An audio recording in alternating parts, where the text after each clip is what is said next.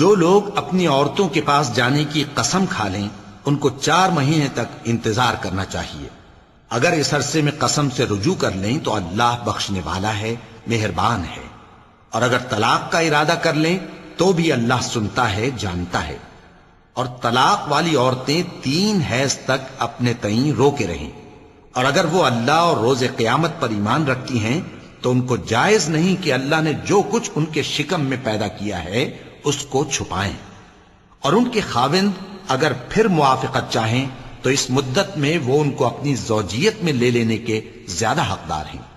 اور عورتوں کا حق مردوں پر ویسا ہی ہے جیسے دستور کے مطابق مردوں کا حق عورتوں پر ہے.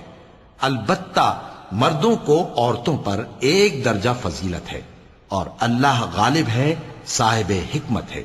طلاق صرف 2 بار ہے، یعنی جب 2 دفعہ طلاق دے دی جائے تو پھر عورتوں کو یا تو بطریق شائستہ نکاح میں رہنے دینا ہے یا بھلائی کے ساتھ چھوڑ دینا.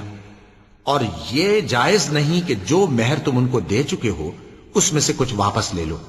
ہاں اگر زن و شوہر کو خوف ہو کہ وہ اللہ کی حدوں کو قائم نہیں رکھ سکیں گے تو اگر عورت خاوند کے ہاتھ سے رہائی پانے کے بدلے میں کچھ دے ڈالے تو دونوں پر کچھ گناہ نہیں. یہ اللہ کی مقرر کی ہوئی حدیں ہیں، ان سے باہر نہ نکلنا. اور جو لوگ اللہ کی حدوں سے باہر نکل جائیں گے وہ گناہگار ہوں گے.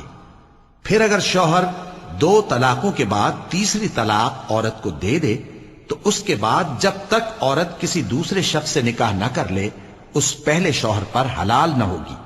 ہاں اگر دوسرا خاوند بھی طلاق دے دے اور عورت اور پہلا خاوند پھر ایک دوسرے کی طرف رجوع کر لیں تو ان پر کچھ گناہ نہیں، بشرطے کہ دونوں یقین کریں کہ اللہ کی حدوں کو قائم رکھ سکیں گے.